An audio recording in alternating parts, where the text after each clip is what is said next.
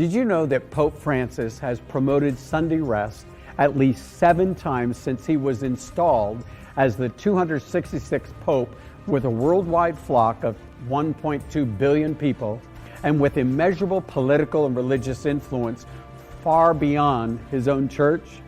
Pope Francis has wasted no time in catapulting his multifaceted agenda front and center over the last few years.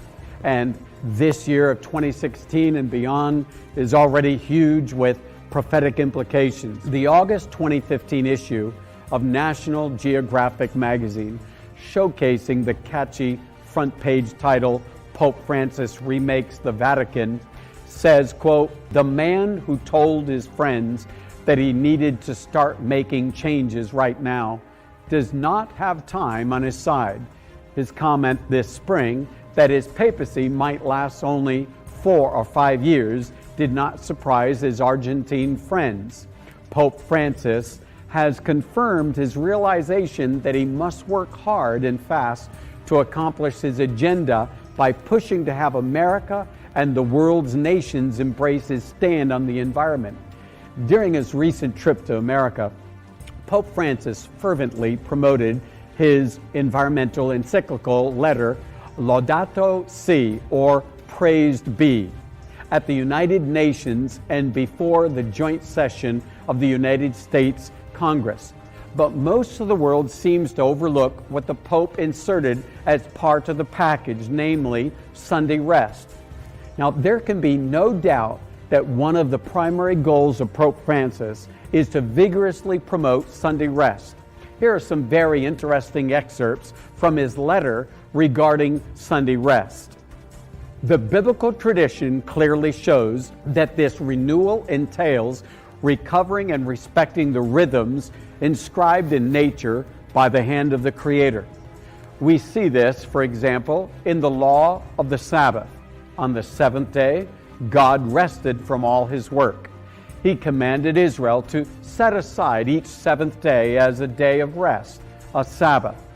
A change in lifestyle could bring healthy pressure to bear on those who wield political, economic, and social power. This is what consumer movements accomplish by boycotting certain products. Next, Sunday, like the Jewish Sabbath, is meant to be a day which heals our relationships with God, with ourselves, with others, and with the world. Sunday is the day of the resurrection, the first day of the new creation. In other words, the Pope is telling us that Sunday is the day of the resurrection, and hence the first day of the new creation. The Pope is saying that Sunday is also a sign of a new start for a tired planet. He is saying that planet Earth is rapidly deteriorating, our environment is in jeopardy, the Earth's desperate condition demands immediate attention, the world must unite to put a healthy pressure on the government to enforce laws to protect our common home. Pope Francis is saying that keeping the Sabbath on Sunday will help the moral and social climate, and that will end up helping the physical climate, the environment. Pope Francis is calling for a new lifestyle which includes Sunday rest. The very same day, June 18, that Praised Be was released worldwide, President Barack Obama issued this official statement from the White House. Quote, "I welcome His Holiness Pope Francis encyclical and deeply admire the Pope's decision to make the case clearly, powerfully, and with the full moral authority of his position for action on global climate change.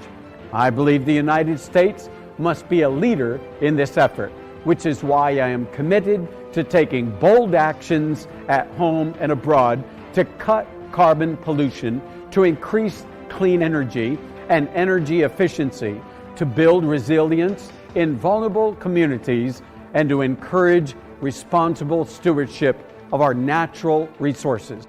You know, the devil always mixes truth and error, good and evil, and this collaborative effort of the Pope and the President, the Vatican and the White House, is a case in point.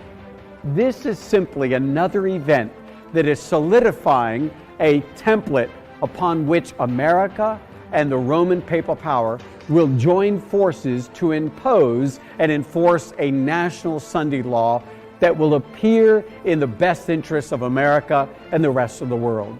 One of my favorite authors says, as America, the land of religious liberty, shall unite with the papacy, enforcing the conscience and compelling men to honor the false Sabbath, the people of every country on the globe will be led to follow her example.